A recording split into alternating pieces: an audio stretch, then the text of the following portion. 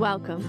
I'm Harmony Slater, your host of the Finding Harmony podcast. Over the past 20 years, I've taught thousands of yoga teachers and students to explore the intersection between ancient wisdom and modern everyday life, using mind-body practices to heal, awaken, and manifest their dreams from the inside out. This podcast is a sanctuary for those feeling overwhelmed by life's challenges. Are you ready to jump in and discover how these challenges aren't actually in the way, but are the way to finding harmony? Let's invite the magic back in. It's hard to make sense of loss when it arrives suddenly and unexpectedly, especially when someone passes that you felt maybe was immortal or at least was going to live a long, long time. Today's conversation is a deeply personal one because I'm joined by Bianca Oliviera, a Brazilian-born Ashtanga teacher living in Poland, whose life has truly been shaped by years of dedicated practice and teaching within this Ashtanga yoga lineage. And Bianca has immersed herself in the practice and has cultivated a very thoughtful and grounded approach to teaching. And she was somewhere when our teacher, Sharath Jois, suddenly passed away. And we are going to touch on her experience of being at the Active Series training in Virginia during those final days together. And so this conversation is really about how we have been navigating grief and what the evolution of devotion to a tradition or this practice looks like after the loss of our beloved teacher, of the leader. And so we're focusing on community and remembrance and also impermanence, and that even though the outer form might change, the essence and the truth of the teachings continue to live within us. But before we jump into this conversation, I want to just give you a quick reminder that I will be teaching Mysore classes as well as some weekend workshops next week at Agora Lisboa, so in Lisbon, Portugal.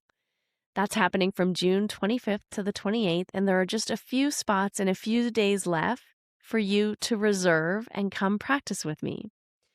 A couple weeks later, I'll be at Ashtanga House Faro. That's in Faro, Portugal, for a 5-day Ashtanga immersion. This is where we're going to go so deep. Morning Mysore practices complemented by pranayama, chanting, elemental embodiment workshops. It's going to be just an incredible immersion in this beautiful area in Portugal. And you can find all the details in the show notes or reach out to me on Instagram and I will send you the links so that you can reserve your spot and come practice with me in Faro, Portugal, or in Lisbon. I'd love to see you and really help you deepen your connection to yourself, to your body, to feeling at home in your body, and to the teachings of yoga beyond just the asana, but really understanding what the esoteric movement of prana and energy is in the body that we're ultimately trying to unlock and open up as we move through these series and through these practices. I'm excited about this conversation. I hope you are too. And let's dive in. Hi, welcome. We're here today. I'm sitting with beautiful Bianca. Hello, Bianca. Hi, Harmony. Thank you for having me. I'm feeling good. It's such a privilege to be here with you. And yeah, we're going to dive a little bit into your story because I think it's so fun. Our listeners love hearing how everyone gets into yoga. And I think you probably found yoga. Where did you find yoga? Was it in Brazil or was Yeah. it somewhere else in the world? Well, actually, not Ashtanga, but I started practicing some type of yoga in Brazil. I was about 17 or 18 years old. I don't remember much. And my grandmother got me to my first yoga class. Wow, your Yeah, grandmother. yeah. She was practicing yoga. Not really. I was complaining to her that I had some lower back pain. I was making lots of jewelry back in the day and I was sitting and maybe my back position was not good. She told me like, I saw there is a yoga place close to our house. It's new and I met the owner. He's a very nice person. And he said that yoga is very good for the body, for the mind. You should go and should try. And I was like, okay. So I went there and I think it was some type of classical hatha yoga class. So that's how Okay. I started. Yeah. But I was very young, so I didn't pursue it for very long. Okay. Yeah. So you're making jewelry. You're young, like a young lady in your Yeah. So, just before your 20s and you're yeah. in Rio. Yeah. So, life in Rio is intense. Lots of things Mhm. happening, and my interests were in partying, boyfriend, and traveling and doing other things, not taking serious yoga classes, I think. But it left some impact in my life because, living in Rio, your nervous system is on edge all the time. And I was in college, so this type of like stressful and anxious feelings towards tests and, exams and things like that. And also the safety in Rio, as you know, is not great. So you're always a bit stressed about going out, coming back home late, who is following you, who is on your side, scared of pickpockets. You're never completely relaxed. So I remember after this first yoga class, I felt so calm, so relaxed. And I noticed that each time I was attending, I was feeling very calm. And I was like, oh, that's nice. I feel like calm after the yoga class. I don't feel like on the edge. So I think that was the first impression that the practice gave me. And after many years, so many things has happened in my life, and I came back to practice when I was about 24. How did you get back into it? I was living in the United States and in a very small city, far away from any type of friends, any community, and I was feeling very, very lonely, and I was just having some type of existential crisis or something, when all the questions start coming up. Who am I? Where I come from? Why so much suffering? Is there a God? And I don't know, my mind was just going nuts. And I remember that this feeling that the yoga class gave to me in the past, and I thought, okay, maybe I should try to go back to yoga and see if my mind is a bit more calm. So I found a place that was 40 minutes away by car. And I had an ex-husband back then, so I was asking him to take me there twice a week. And short after we moved to a city, maybe you know the city, Boone in North Carolina, is close to Asheville. It's a small place, but it's like a college town. It's a very nice city. And they have a very big yoga school there, one only nice community. And I remember I signed up for this open pass and I was going all the time for the classes, sometimes even 3 times a day. And that is how kind of started. I was getting more into the practice, but not Ashtanga yet. I was just trying Iyengar, Vinyasa, whatever they were offering, I was showing up. Not pregnant Yeah. class. I think that was the only class that I was not taking, the pregnancy class. And then after a few months, the main teacher, the owner of the school, she announced the 200 hours teaching training. And I thought maybe I should sign up for that too, because I'm going 3 times a day for this school and I'm interested about the subject. I want to learn more about yoga. And she opened a scholarship, which was great because I didn't have a job back then. So I applied for a scholarship and I got like a partial scholarship. So I had to clean the studio twice a day. Yeah. And it was really nice. I was also thinking like it would be a good opportunity for me to learn a little bit of English because my English is hard language for me. And back in the day it was even harder. So yeah, that's how it started. So it was a vinyasa training. And then one day she played the Ashtanga New York DVD. Yeah. And I remember I was watching and I started getting goosebumps. And I was like, oh, wow, this is the practice I want to do. I want to do this practice. And I was so excited. But there was no Ashtanga classes in the school and in the city. And then after a few days, she invited a friend that has been in Mysore before.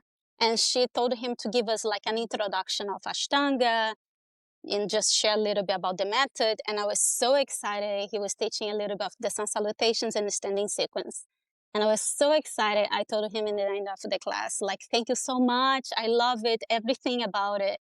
And then he said, if you like it so much, Sharath Jois, the grandson of Patabi Jois and his mother, Saraswati, they will be doing a tour in US next year. Maybe you should go. So that was around October 2012, and the tour was April 2013. So I had a few months to, I don't know, prepare. Yeah. So I told my teacher, I said to her, like, I'm going to sign up for this tour, this Ashtanga tour. And she's like, why? Why are you going to do that? You don't even know the sequence. Don't do it. And I didn't say anything to her, but I went home and I signed up. I entered in the computer and I paid the ticket and I signed up to go. And then I ordered the David Swanson book. Yeah. And then I ordered the Richard Freeman Primary Series DVD to try to learn by myself. And I went. I mean, it was really hard because I felt like I learned a little bit through the books and DVD, but when I got there, I could not do anything. But it was really special. Like the first class, I felt like a baptized. It was so good. And it was my first class, like a traditional, let's say, Ashtanga yoga class. And with him, it was very special. And I had the impression was it like... in New York? No, it was in Greenwich. And I felt like, okay, I found my teacher. And in the last day, he gave a conference. And he said, keep practicing until I see you in Mysore. And I took that to the heart. And I was like, I'm not sure what Mysore is, but... Okay, I'll go. I'll go. And then I realized I need a teacher. So I started looking for teachers. But that was the beginning of everything when he came to Greenwich. Wow. Yeah. So did you find a teacher before you ended up going to Mysore? Yeah, I found it, and I found a great support. I think like I really went to Mysore because the teacher, Tim Feldman, he kind of pushed me to go. There was a website back in the day. I don't think it exists anymore, ashtanga.com or ashtanga.something. Yeah, ashtanga.com. Yeah, that had all the workshops. And I tried to find someone close to my city, and the closest one, the workshops was in Richmond. Which state is that? Virginia, yeah. And he was going there very regularly. So I started going there, and I really liked the way that he was teaching, and he's really funny and very sweet. So I started practicing with him. And then I practiced 2 times with Kino, and I knew they were married, so there was a nice connection. Yeah. And then one day he told me, do you have a teacher? And I was like, no, I mean, you're teaching me. And then he said, you're doing really good for somebody that is practicing mostly alone. And I said, yeah, I'm trying. And then he said, you should come to Goa for the retreat in Purple Valley. And then from there, you go to Mysore. And then I said, like, okay, I'll do that. So that's how it started. I didn't get in with Sharath for the first try because I made a mistake on my application. There was a question that was asking if you're a beginner. And I put a yes. And then I got a email response from Sharath, straight from him, that he said, like, I'm not teaching beginners. If you're a beginner, please practice with Saraswati, my mother. And then I responded and say, I'm learning the second series with Tim Feldman. And then he said, the applications are closed, try next time. So I wanted to first practice with Saraswati. I wanted to go anyway. And it was great. It was a great experience practicing with her. And then I went back again in the time that he was not teaching because it was monsoon. So I went to her 2 times. And then the 3rd time I went to Sharath, finally. What do you feel like the difference, like what was your experience and the difference between practicing with Saraswati for a couple of trips and then going and practicing with Sharath?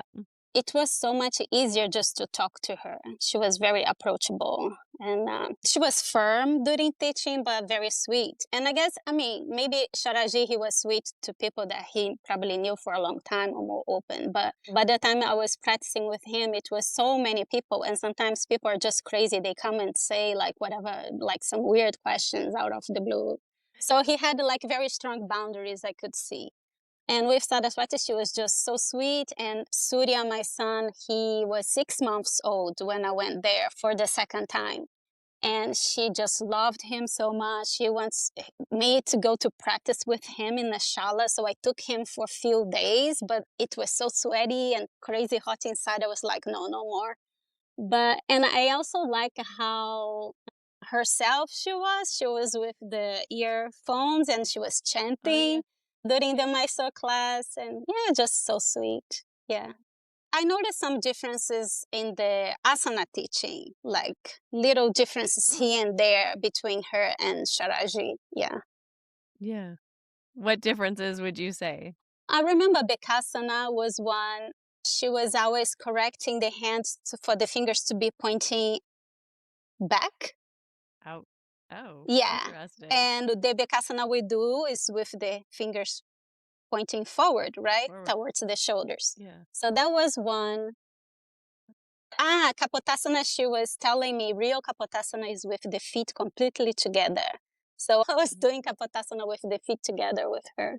Wow. Yeah, those two things I remember. Interesting. Yeah. Okay, so you go and you're like in Mysore doing the whole Mysore thing, and how on earth do you get to Poland? I met my husband there, my Polish husband there. So Yeah. yeah. Was he a yoga teacher? No, he's an artist. He likes to, Ah, yeah. nice. Yeah. Is that his painting behind you? Yeah, it's not a painting, but yeah, he made it that. It's I don't know. Like a photo of Krishnamacharya. Yeah, it's like a process called intaglio. It's drawing on the metal and then putting some, I don't know, some acids and stuff, and then using this huge printer to pass the metal through it on the paper, and then it's printed like that. He actually doesn't like this. He said that it's not done well, but I like it, so I took it from. Amazing. So you met your husband, and were you already with child when you met him? I was married before for almost 7 years. We didn't have any kids. And when I stopped practicing yoga, our life, personalities, and everything just started going completely opposite ways. And yeah, the situation was not good for us before I went to India. So when I was in India, I felt like, okay, this is time to separate. And I felt very good being alone.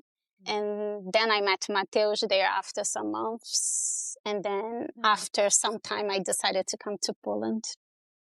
Yeah. When you were in India, did you stay in India? Did you go back to the US? Did you go back to Brazil? How did your path kind of It was travel complicated after time. that first trip? But yeah, I went back to US because I had to finalize all the divorce paperwork and also pack my things and decided where to go. But from US, I started living with a friend, like temporary, and I was still working there. And then I moved to Poland just to, I don't know, see how it would be during the summer. But I came with full luggage. So I think deep inside, I knew I wouldn't go anywhere else. And yeah, here I am. I didn't go back anywhere. I didn't. Wow. Wow. Yeah. And then so you would just go between Mysore and Poland for a few years? Yeah, Mateusz, he's a great supporter. So I think if he didn't support me that much, I wouldn't be able to go to Mysore as I was going as often with a small child. So yeah, it was great. He was also in the art school. So sometimes he was leaving his school behind just to go with me. Yeah, he sacrificed so much so I could practice with Sharaji because he knew it was super special and important for me. I want to ask you about how your experience was, because a lot of practitioners are always curious about what it's like being in Mysore and practicing and having a small child there. It's tiring.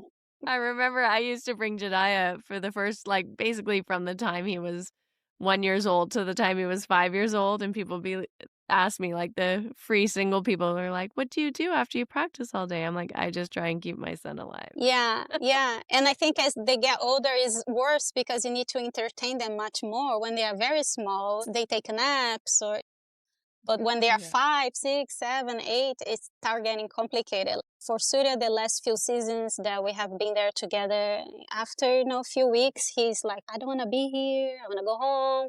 There's not much to do after 2, 3 weeks there for kids.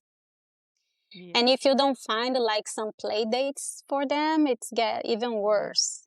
Yeah, and a lot of I know for me, when I was taking Jediah, by the time he got into school, so, after kindergarten, when he was in grade 1, 2, he wanted to be with his friends Hmm. and have a routine and not have that disrupted, and I took him to Goa for I guess we were there for 3 weeks, like 2 weeks at Purple Valley in Goa, and I was teaching and he was there, and I brought my parents to help, and then we traveled for a little bit, but he was, I think, maybe 7 at that time or 8, maybe, and he was just like, "I'm never going back to India."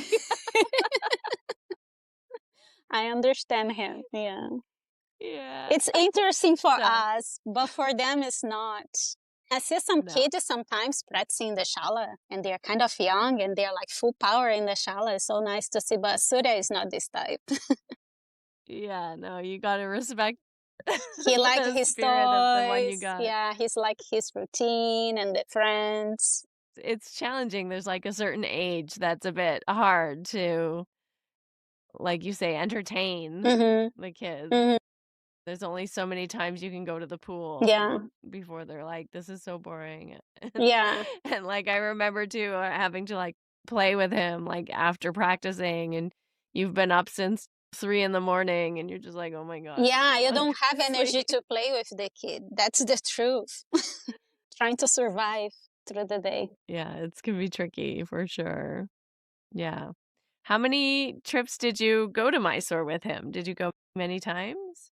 No, I didn't go that many times, but I was like on the last few years, I stay between the seasons sometimes.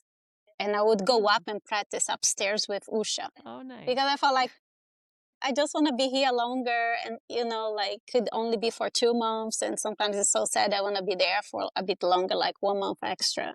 Of course, I couldn't participate on the LED classes, but I could sneak in the conferences. And that for me was nice that I could sneak in the Yeah. conferences. I think it was about 6 trips. Wow. And May- how did you like practicing with Usha? What was that like? It was nice because the last few years I was practicing there, I had like back injury. So it was a nice time to take it easy and don't feel the pressure that I have to do any type of crazy catching with him, for example, anything like that. And it was more like recover time. But also, like, I had to keep the same practice as I was doing with him. So, whatever I was doing back home, I could not do it. Mm. So, I would say, like, I progressed very, very slowly through the years because I was spending too much time in India and I could not practice, let's say, more like home. Because And what Sharaji, would you be practicing? Yeah, what would you be practicing at home? And then what would your uh, practice be like there? How is it different? I remember I was still finishing second series by home. I was practicing the beginning of the third, something like that. So there was, yeah, few things that I could not develop much, especially to strength, because at the beginning, like it's nice to build strength from the third series, right? So things like that was not doing much in Mysore. It was mostly second series. And then the last 2 trips, he gave me more of the third series postures. Yeah. Oh yeah. But it was a Yeah. good time for recovery anyway, because I had 5 years of back pain, back injury that was coming and going, coming and going. And each time I was going to my soul was getting worse because of catching Mm. every day. Yeah. What are your thoughts on that? Do you think that's a good routine, catching every day? I And think it depends. If the person has a healthy back and doesn't have any muscular imbalance and feels good on the next day, good. I know people that like sketching a lot. I do feel good if my back feels good and open. I like to catch, but that for me, not every day anymore. I do self catching yeah. sometimes home, but definitely I don't force myself to do every day anymore. Yeah. Yeah. I like the little Yeah, I'm challenge. curious.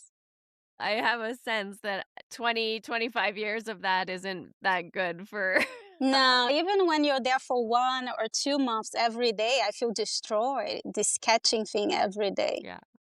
Yeah, and you know, if you catch the ankle, it's not enough. It needs to go higher and higher. This escalator thing, and suddenly you're like, oh gosh, yeah, it's a lot for me, for my Yeah. body. I'm sure there are some bodies that can handle maybe every day the intensity, but not my body anymore. I'm not sure there's any bodies that can handle that intensity every day, actually. Because if I recall now, my back problems it started when I start catching in my soul with, Sharath Jois and all this. Mhm. Because with Saraswati was very low and gentle, and I think my back is fine with Mhm. that. But I start going up, up, up, different story. Yeah. I'm always curious to hear what people think about that, like the intensity of the asana practice and that sort of like intensity of needing to achieve or keep going to more and more extremes. Yeah, yeah. What do you think about that? Like, how does that serve?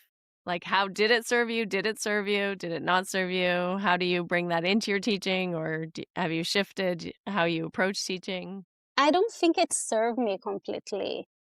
Maybe I Mhm. pushed myself a bit too hard when I was in my sore, just to like because I gave, of course, full trust to the assistant and to Sharath Jois, but I was not like completely aware, like maybe it's not catching, maybe it's, I don't know, like behind the head. But as I come back home and I do my own practice with no one touching me, I realize, yeah, catching can be too intense and I don't need to push myself 100% every day in every single posture. It took long for me to find a good physio to help me with my own issues. And I think that is nowadays is so misleading with social media and YouTube, all those reels like, Mhm. do this and you cure your back pain. So I have tried everything, but there is nothing like a specialist to understand your body and see what is going on. So it took me like 5 years trying to find out the source of my problems in my back and my pain. And in the end, I also learned that one leg of mine is a little shorter than the other, and that causes imbalance on my hip, that causes some muscular imbalances on my back. And my physio told me, if you're just doing normal activities, maybe you wouldn't feel anything. But the stuff you do is pretty intense. So your body is very sensitive towards those things. Yeah.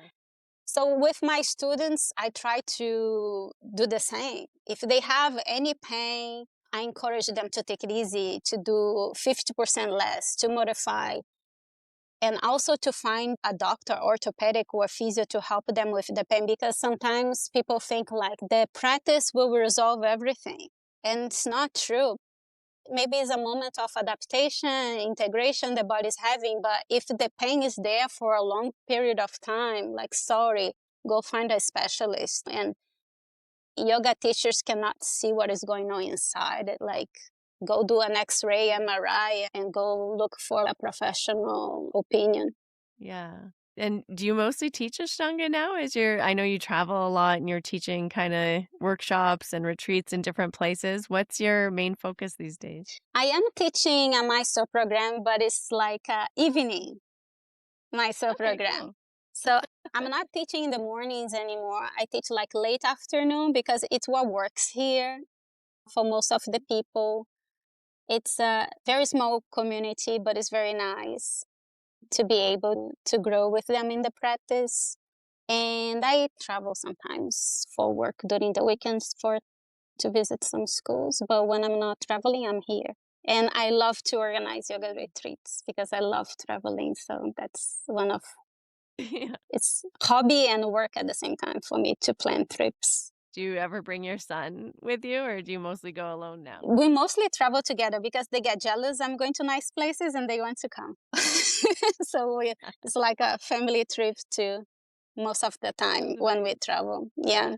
This is a whole family affair. Yeah, yeah. So I need to announce for people that, it's family friendly. So there will be like some kids sometimes because, sometimes people don't like kids around. So need to make clear. Yeah, good. That's so nice. What do you feel like has changed for you the most, like over the years of beginning your yoga journey and like through the practice and where you are now? More like emotionally.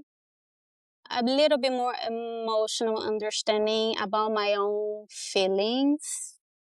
But at the same time, I found that the practice, it needs really to be like a long time, like a lifelong practice, because I may feel more tolerant or more understanding about the environment around me or other people. But when you have like close people that triggers you, my son or my husband, this is, I feel like really I needed to put in practice my yoga, and it's not easy. So I feel like I needed to really do this practice every day, very constant and very regular. Otherwise, like I cannot manage.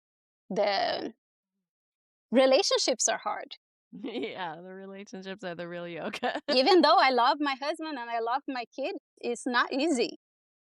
So I feel like my practice now is for that, like to be more mentally open for the impact of family. And but also nowadays that I'm getting older and more people that they're close to me, they're just, dying and stuff, like the understanding more of death and impermanence also is being like a big topic for me. Have you added or incorporated some other types of yoga practices or other types of practices that have helped you to kind of expand your capacity or like to hold impermanence or to go into these topics more? Yeah, it comes up in phases, I would say. The other practices, they are not asana. For example, by the time that I was feeling this injury and I was very limited with my practice of asanas, I was diving very deep in studies of yoga philosophy, and I was studying regularly with Arvind from Mysore.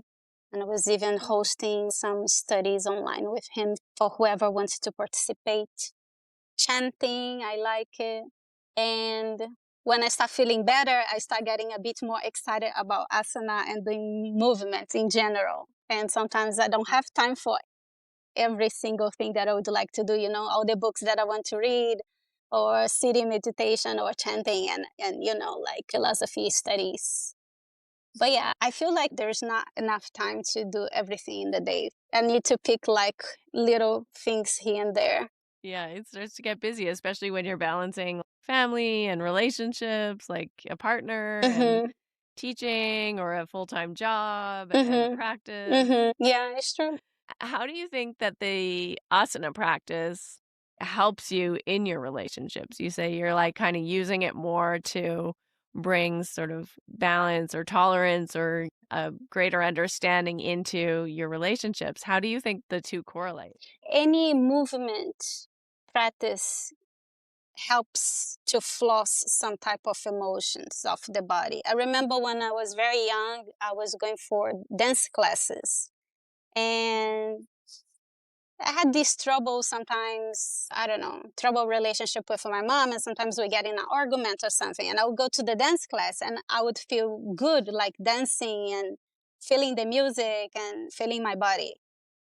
And I feel with the asana practice is not completely similar as dancing, of course, because there is this system. But I feel like as I start feeling my body and my breath and getting really deep into my joints and feeling so many things, there is some flossing happening inside. I can feel my emotions and I can start releasing and letting go.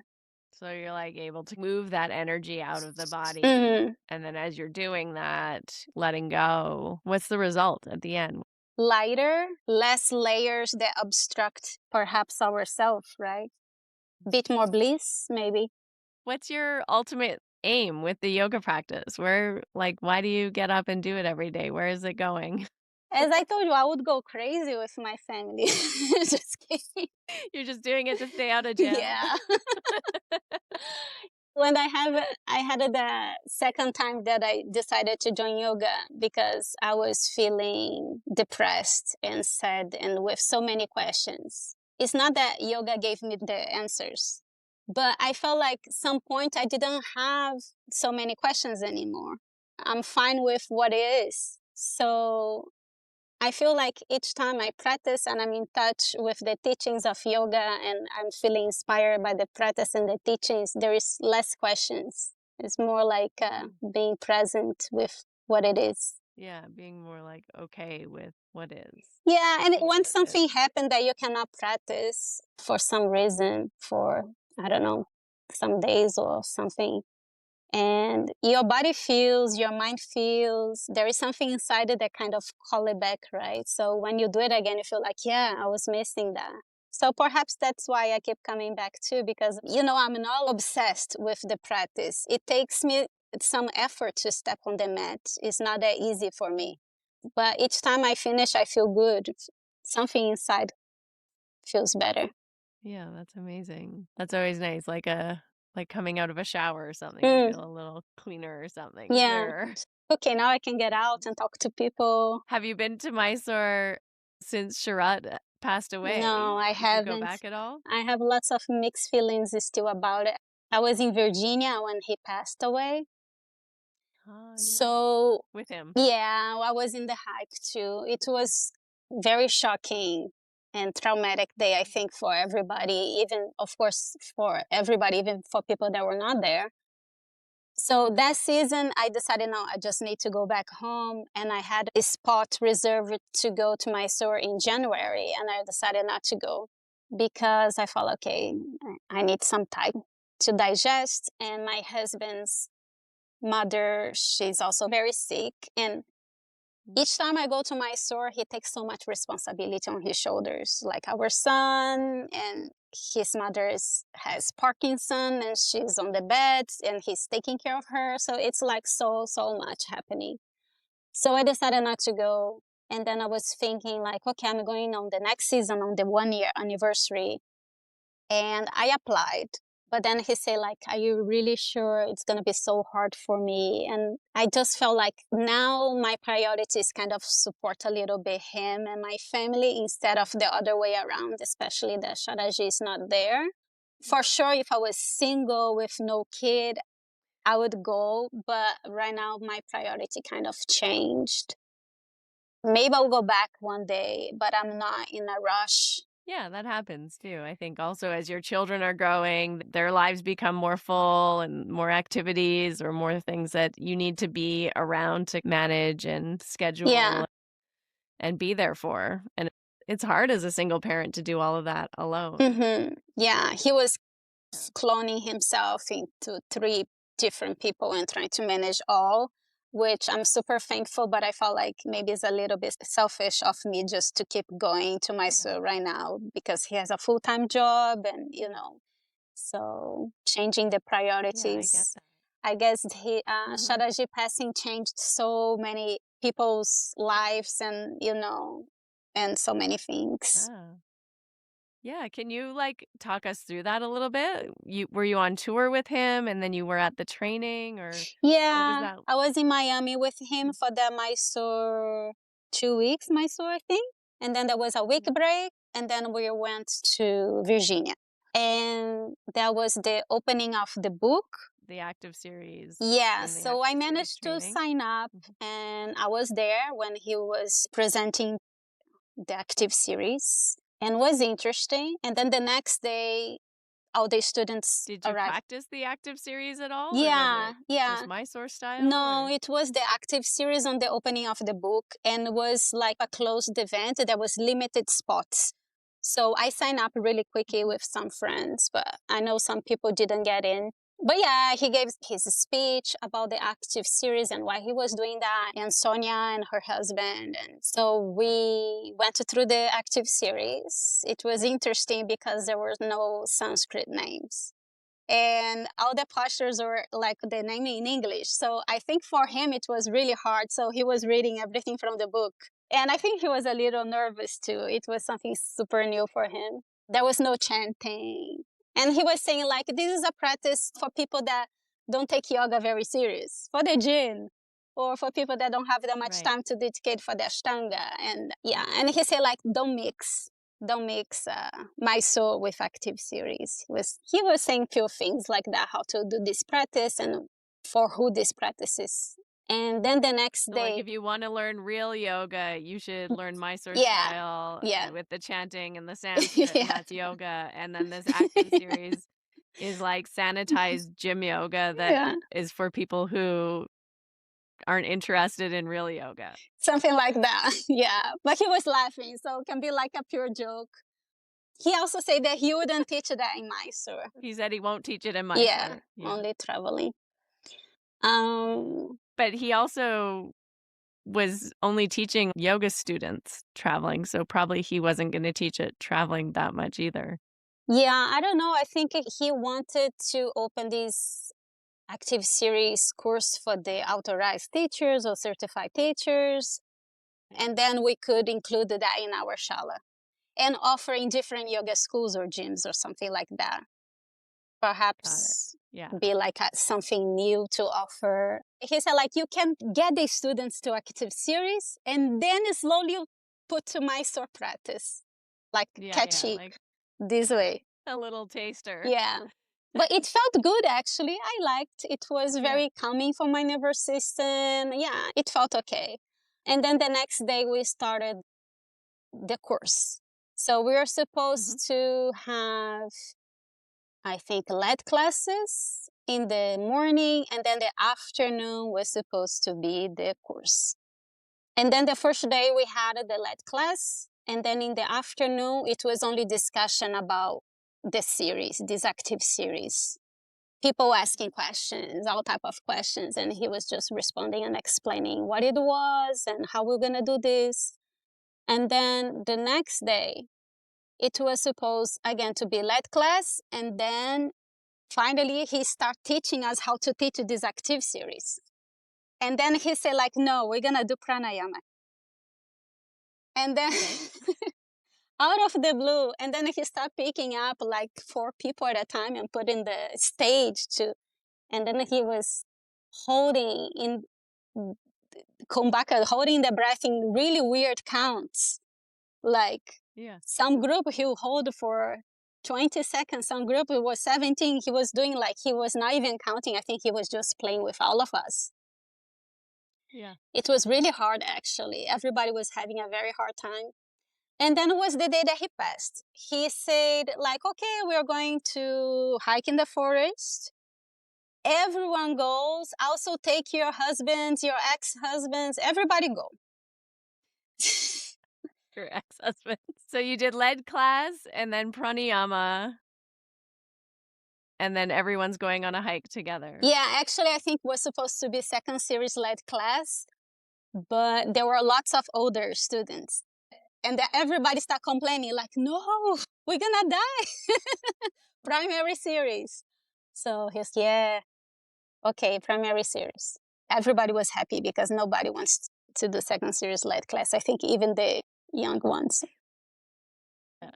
But yeah, so then afternoon we went to the national park, and it was the afternoon he died. So it was like 2 days with him there, like during the course. It was, I don't even have a word to say. It's so unexpected and so weird. Yeah, what a shock. So shocking. So shocking. Yeah, it was terrible.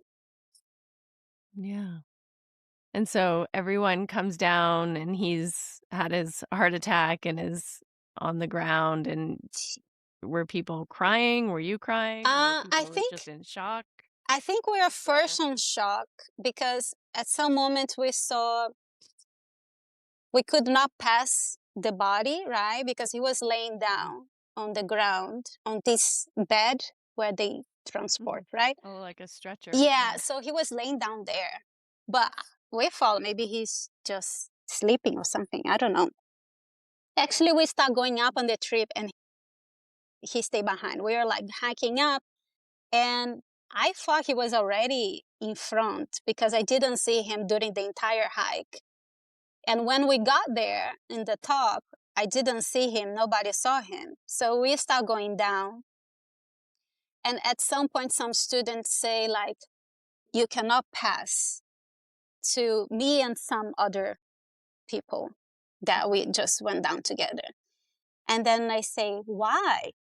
And then he said, well, somebody from our group had an accident and we are giving a little bit of privacy. And I said, like, all right. So somebody already had a phone call and text message, and somebody whispered to me, it's Sharath.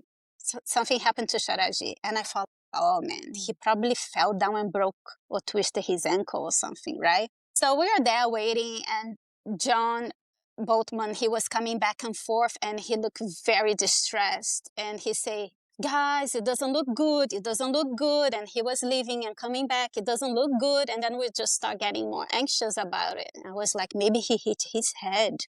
Maybe he hit his head. And he started back and forth. And then he said, guys, it doesn't look good. Let's do some prayers. So we made a circle. We gave hands and we started praying. I didn't even know for what I was praying for, but I was like praying like this. Because up to that point, John, he didn't say it was Sharath. It was just a rumor. But deep inside, I think everybody knew. And then he left again and he came back and said, guys, he didn't make it. He didn't make it.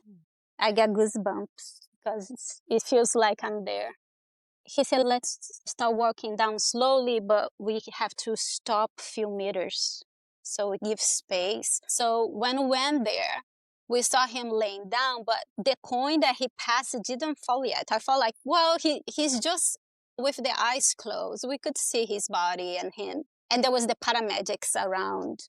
How many And people were in this group? Was it like 500, I had 100? like a memory loss after the day, Yeah. but I think it was about maybe 45 people in that hike. Okay. Yeah. So it was like a kind of a big group, so you couldn't really see from the back. It sounds like you were kind of at the back of the group. The part of the trail where his body was, it was very wide. So we are Mm. spread out in a line like that, and everybody could see it pretty much. We could see everything, but we didn't go very close. So, like details on the face and things like that, I didn't see. But we're not crying or anything. We're just looking and talking to each other and hugging. But then one paramedic took the blankets to cover. And that is when the coin kind of felt in my head. They cover his face, they cover his body. And that when everybody kind of lost it. It was terrible. I think I didn't sleep for 3 nights because it was such a shock. Nobody could sleep. It was so many calls and messages because the word spread kind of quick. I don't know how, because we're like, we cannot say anything yet in respect to his daughter, his son, and the wife. But I think on the WhatsApp, everything went through in all the rickshaws in India and everything. I don't know, everybody knew. And it was crazy. Yeah, it was just, yeah, it was really sad time also to see Sharada arriving the next day, and so unexpected. Yeah. And then they had a service, like a little service or a funeral for him with all of the students and the group that was. Yeah, there was a service like westernized, like normal Western service. So we could go and we could leave a flower close to his, how you say in English, casket or? Casket, Yeah. yeah. So they had a casket for him and Yeah, yeah. And we could say some words to the family. Also very sad. And they passed some video in some big screen. I don't remember much about the video, but it was of his teachings. Yeah, and then after that, I know many people went already to Mysore directly. I had my tickets anyway to come home because I was supposed to go to Mysore only in January. right. Yeah. Yeah, it changed everything for the community. It Yeah, seems like that day was a big shift. yeah, I felt very sorry for Shruti and Shraddha and Sambhav because you don't think you're gonna lose somebody like that. He was, I would say, relatively young. Yeah, he was super young actually in the grand scheme of things. Yeah, and not only me, but many people, we had this kind of long-term plans like, I'll practice with him for the next 35 years. The next 35 years, I'll be going to Mysore to practice with him or something. We're making the universe just laughs on our face when we make those type of plans. Yeah. Do you want to come say hi? Do you want to come say hi for the end? Hello. Hi, Why don't you come Russell. say hi for Hi. the Good end? morning to you. Hola. Hola. So that was like an incredible experience to be a part of. I'm sure you're very close with some of the people, even closer with some of the people that you were there with in Virginia when you had that experience, because it seems like a very bonding experience. Yeah, trauma bonds. But also, I would say the love of Mhm. the practice and the appreciation and gratitude for the teachings. I feel very bonded, but at the same time, as I say, I don't know when I will be back to Mysore, and maybe some of those people I will never gonna see again. It will be super hard to see because only in Mysore it was that time that you can meet those friends and people, right? And when you stop going there, you start losing a little bit the That's so contact. true. That's so true. It's interesting. I sometimes feel like, and I don't know if you feel this way, Oh, do you want to Russell, bring me into the since you're conversation? here. But like there's this time where you're going to Mysore and it's almost like high school because like you're seeing the people every day and you're doing Yeah, something that's very intense. And so you have these intense experiences yeah. together and they feel very bonding. And at a certain period in my life, I think I would have said some of my best friends were from Mysore. Those were the people that I was the closest to. Yeah. But then I stopped really going to Mysore when my son was like 5 years old. And he's 15, almost 16 now. So it's been like 10 years. 2017 was the last real trip that I had there of intense practice time. And it is true. Mhm. The depth of some of the relationships is always there. If we connect and talk, it feels like, Mhm. oh, this is my brother, this is my sister. You have that kind of feeling of family. Me or Mao? Me or Mao? Mm. Yes. He's trying his Portuguese. You do kind of lose contact a little bit. Yeah. Like life moves Yeah. on and then you develop other relationships and other Yeah. things become more important Yeah. even. Yeah. It's Yeah. kind of I ask you a bittersweet. question about that, actually. For both of you, but to our guest, Bianca, and I'm very late to this conversation. Harmony and I were talking about this yesterday. You were Brazilian, not Portuguese, yeah? Brazilian. No, I'm So Brazilian. Yeah. I was yeah. colonized by So I them. don't know if you've ever had chance to go to the forest and be with ayahuasca or anything like that. No, in Brazil, there are lots of ayahuasca centers. I was never interested in doing. My father did. He was curious about it. And there is a center close to his house and decided to go. So he shared his experience. He said that was very intense. It took many hours. And actually in Brazil, those clinics, they take serious. It's not clinic, it's like centers. So they interview you before. They want to know what is your vision for this Journey. thing and journey, what is your goals. And he had his first session and he told me it takes, I don't know, 5 hours long or something. And he loves to drink beer. What is interesting is after the session, he felt like he could not even smell beer. So for a few months, he could not drink anything. So I think that is kind of like a cleansing process that was happening. But the thing is, you need to commit at least 3 times a week. So for him, it was like just one time thing. He said, I don't have time and energy to go 3 times a week there and spend 5 hours. And I like my beer. And but he said that he had a good kind of his like a good trip. Lots of people they cry, they vomit, they suffer somehow, and but he had more like yeah, he had a more like a playful, I would say, Experience. Wow. trip. I would, what I Yeah. wanted to bring up about it is the structure of having an interview, having an intention, having a very difficult, profound experience, and then you integrate through your life. And my criticism of Mhm. Mysore in the way that I approached it is that I had none of those things.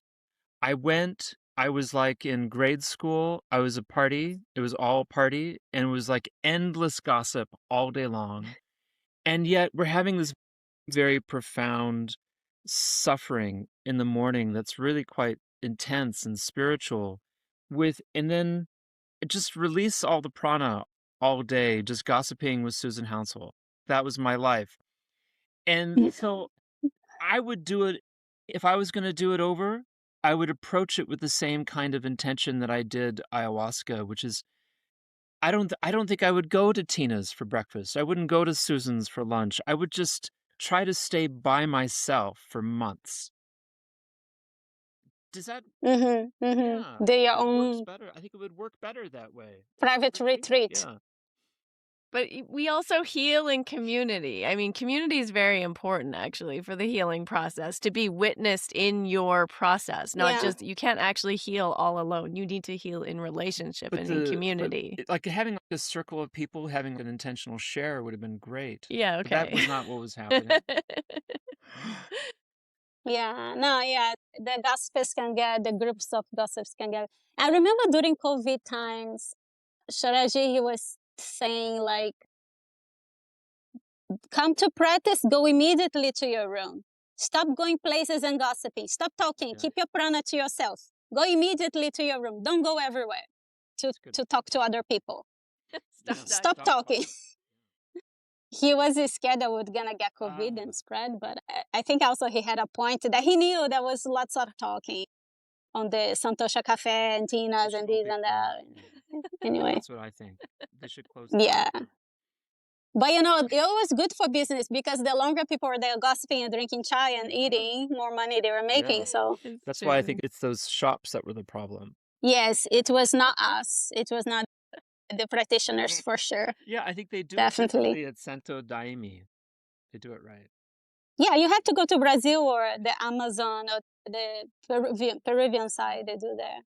Just don't get tricked by some. Right. Oh my gosh. In Gokulam, there are tricksters. Yeah, it's true. It's true. In the end, everybody dies, so it doesn't matter. True. I think I feel her. You can feel it, right? She's one of our sisters. Yeah. We've shared this experience. Yeah, I feel you, Bianca.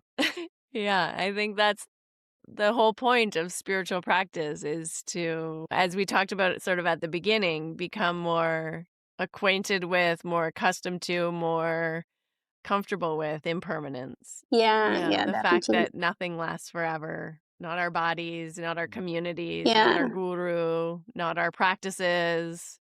And it's the only thing that we can really depend upon is the impermanence of all things. I managed to keep my hair, though. Yeah, it's true. So far, so good. It will It change. will That's all change. we know, right? Yeah. And I think being a mother, you really see that. It's such a beautiful, deep practice of really witnessing impermanence, because you watch your children grow up and they change so quickly. Yeah, suddenly they are more independent and their personalities start shaping in a way that it's unexpected, and yeah, things start just changing around. Recently, my grandmother died. She was really old, but it always impacts us somehow, right?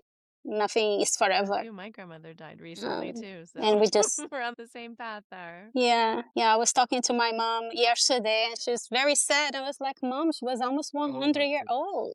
You cannot keep her forever. Her body was not functioning anymore. So we just need to let them go, you know." But beautiful relationships that stay somehow, even though they're not physically present, but you still hold so many memories and moments. Yeah, it's so nice to have those memories and moments, and also, that lesson in all things coming and going.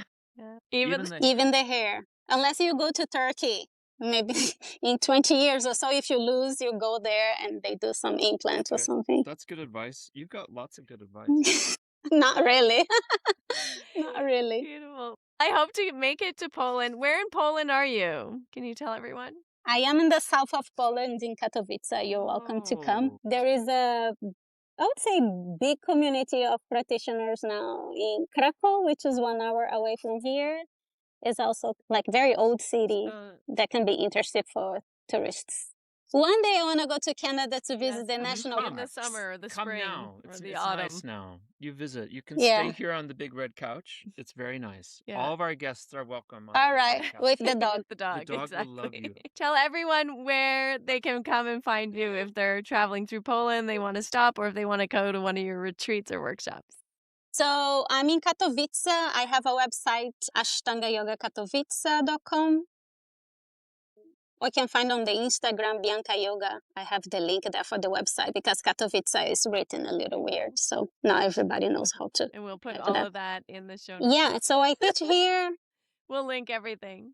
I teach online. You teach online too? Yeah, I teach on my store online on the lunchtime, like 1:30 in the Central Europe time. Do widzenia, moja kochanka. Do widzenia, moje kochane. So as we come to a close, I just want to invite you to think about what yoga truly is, what it means to you. It's not simply about becoming more flexible or stronger or more accomplished, but it really is about coming to embody ourselves and know ourselves more fully. It's the integration of our whole personality so that there's no rejected or missing parts or pieces of ourself, but they're all welcome, and we're inviting a wholeness of who we are into our lived daily experience. The practice really reminds us that beneath all of the changing circumstances of life, beneath the transience, the coming and the going, there is something truly steady, truly eternal, aware, and ever present. And if you'd like to explore this experience in person, then I welcome you to come join me in Portugal. We're starting next week in Lisbon and then moving to Faro for July. And this is a very deep immersion into the heart of yoga, philosophy, breath, movement, understanding how the elements live in your bodies, how the energetic centers connect to the elements and to your breath and to your body. It's going to be a really, really profound journey. I'm so excited to share this body of work and these teachings with all of the students who decide to join us. And remember that sometimes the most meaningful transformations don't actually happen by working harder or striving for more, but that truly transformation occurs when we slow down enough to listen and to be guided towards what is really important. I hope to see you soon. I hope to meet you in person in Portugal. And until next time, keep practicing, keep loving life, live life to the fullest, and find harmony. That's it. We've concluded another episode of the Finding Harmony podcast. I just want to thank you so much for doing the work that changes the world, starting with yourself. It truly does make a huge difference. Please make sure you have your automatic downloads turned on wherever you listen so you don't miss any of the upcoming episodes. I have so much more magic I can't wait to share with you. Lastly, if you're on Instagram, I love connecting and hearing from you. So come on over and say hello at Finding Harmony Podcast. And you can also come say hello to me personally at Harmony Slater Official.